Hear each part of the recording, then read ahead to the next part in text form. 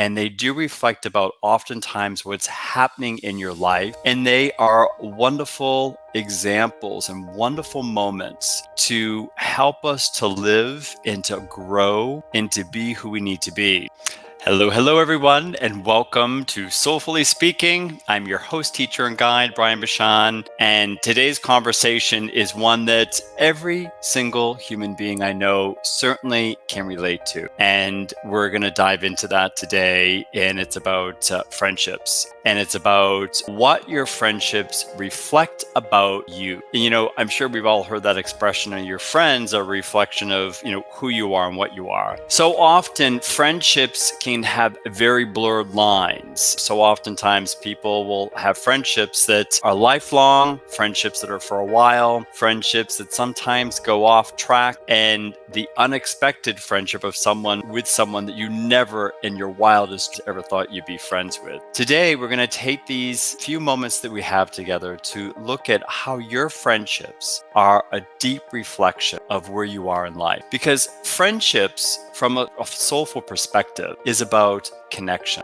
We, as humans, are designed, created, alive to create. And our spirits connect with certain individuals because of their energy, who they are. And a forced friendship never, ever lasts. Because when that energy of connection is not there, it just evaporates. It might only go for a while. True friendships, and one that is from the heart and from the soul, is one that ignites us and is something that can carry us in a very deep, profound way. So we're going to have this conversation through that lens about the depth of the connecting from the heart, because that is at the essence of who we are and why friendships bring so much into our life. So I'm sure, like many of you, when we look at our friendships, there have probably been times, I'm a big extrovert. That's just my energy of how I am and how I came into this world. But definitely when I was younger, it was something that I had so many friends and went with so many people and was always connecting with different groups and all over the place. And it was wonderful, but sometimes I felt that it was spread so much. And as I've aged and gone through life, I find that my friendships, I still love connecting with lots and lots of people because of the work that I do and who I am. But I find that pool of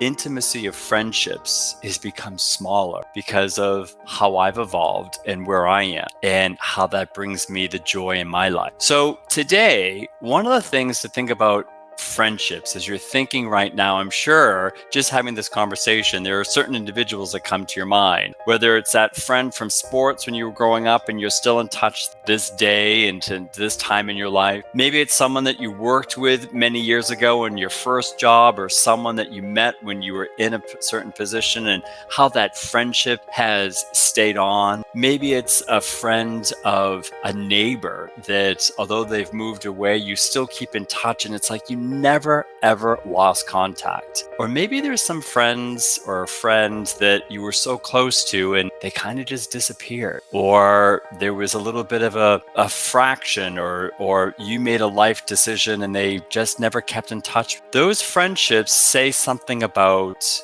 who you are and where you are. And that's what we're going to dive into right now. The first point I want to share with you today and for our soulful reflection is about, what is your friendship evolution? I'm going to repeat that question. What is your friendship evolution?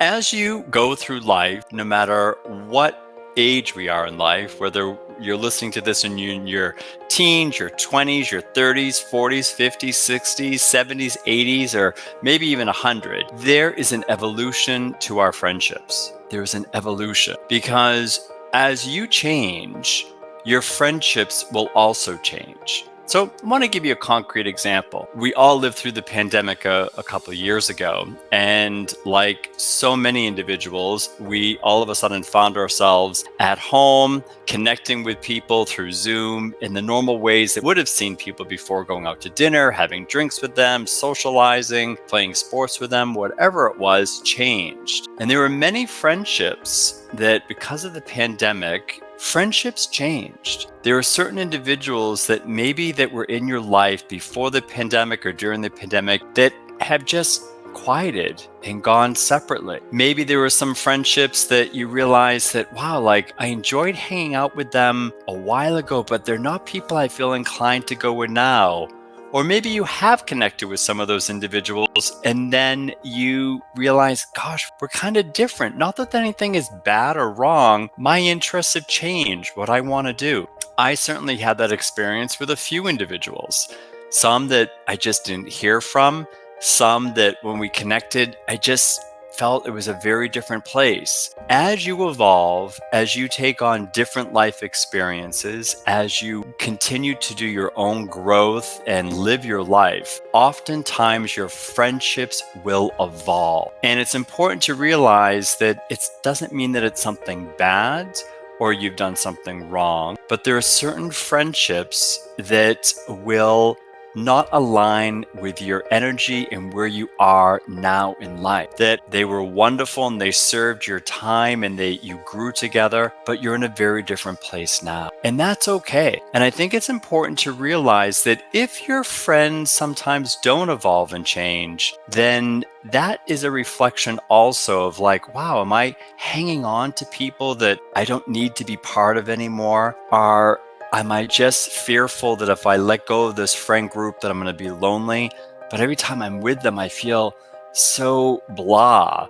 They're so into gossip or they're still in the party scene and I'm not there anymore. If you evolve and you're open and you're growing, your friends will also evolve. And it's important to pay attention to see who are the friends around you, who have shifted, who has come in, and where is that taking place? Because that will often reflect where your energy is, where your values are, and where your focus is. The second aspect about what friendships reflect about you in your life is how to let go and heal from a friendship when it's no longer there. Sometimes in life, there are friendships that come into our life that are forever. I know for myself, I have only one friend from when I was in kindergarten that I still keep in touch. She is a dear friend and we don't keep in touch a lot during the year, maybe a couple messages here or there during the year. We may see each other once a year, maybe it's every 2 years. But that friendship is so special. It goes way back to childhood. She remembers things about elementary school. I knew her family, my family, and that's very special. And there are some friends that when they come into your life, they're for a period of time. It may be because you're in university, you're part of a sporting organization, you are at a particular job. There are friends that will come into your life at that time that they're there to help you grow at that specific time in that specific involvement. But they may not be friends that continue on forever. And some of them do and some of them don't, but that's okay to realize that some people and friendships are for a period of your time, of your growth, and your evolution. But what happens when there's a friendship that is something that is so powerful that you feel this beautiful bond with someone? When we connect with someone on a friendship level, there are usually 9 areas in our being that gets connected. That's why oftentimes when you meet someone and you feel this instant connection as a friendship, there's an excitement. It's almost like an electricity that goes through your body because you feel a connection. There's a connection intellectually. There's a connection spiritually. There's a connection chemically. There's so many connecting points when you meet with someone and you feel that. And when you have a friendship on that level and you grow and you spend time together and you share and you have life experiences, and then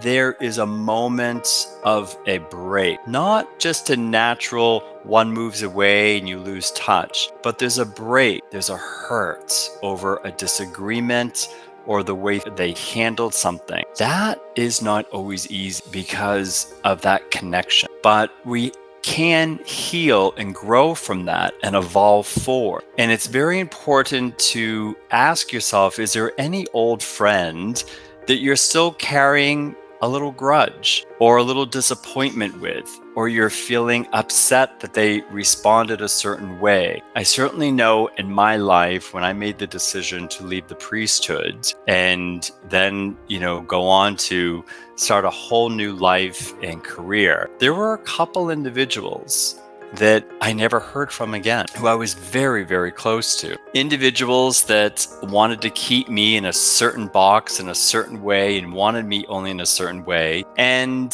they were either very vocal or they just created this very harsh kind of disconnection. And I remember at first feeling disappointed, but then realizing later that was more on them than on me. And realizing that when someone does that, although it can be disruptive because you thought you had something more as a friend, it is an indication that you do need to let them go. Because if you hold on to that, it will prevent you from allowing in not only the healing for yourself, but the other individuals that are meeting you now where you are energetically, where you are in what you're seeking to do in life. And the number one way to do that, if there's still someone holding on to you or the grudge or a frustration, is to simply visualize them, forgive them for what they did, the way it was handled. It was disappointing, but I'm forever grateful for what they did bring into my life, and may they be guided to where they need to go. Because I promise you, when you do that and you start to take that action, it allows you to love and breathe and to go forward without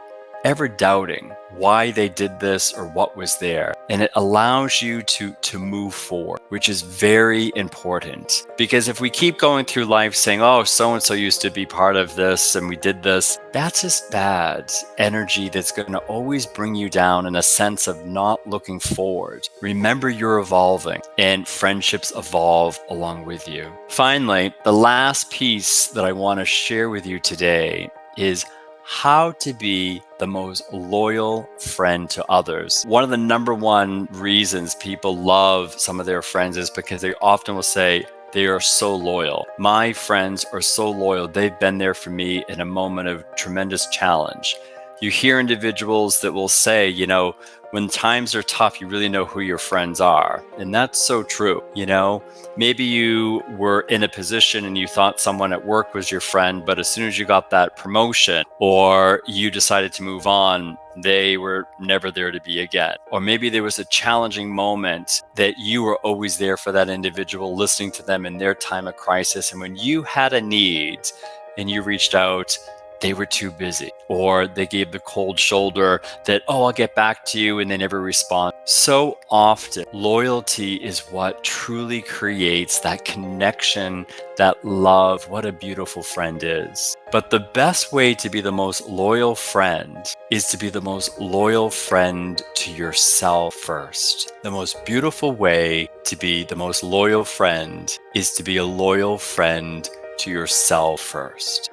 So often you need to be a good friend to yourself as well, making sure that you are doing things that bring you joy, making sure that, and that can be very small, maybe going for a 10-minute walk with the dog in the neighborhood early in the morning, because being outside in the fresh air, you just feel that connection and you love that moment. You love those few minutes. Spending time with yourself, doing something that connects you, is a beautiful way to instill loyalty of loving yourself that helps you to be loyal and love those in your life. It doesn't have to be huge, long moments. It can just be a couple minutes of doing something. But every day being loyal to something that feeds your soul, that brings you joy, will enable you to be the most loving, loyal friend to others. And that is something that is truly, truly powerful in this world. Friendships are a gift. Some friendships are for life, but our life is open to so many new friendships. Today, reflect on the friends that are in your life. Think about anyone that you may need to let go of. Be open to receiving new friendships. Pay attention to how you feel and realize that it is a soulful connection that makes friendships so lasting and joyful. I wish you a beautiful week. I thank you, my friend, for listening to this conversation. It's a joy to have you here, and I can't wait to speak with you again. Until then.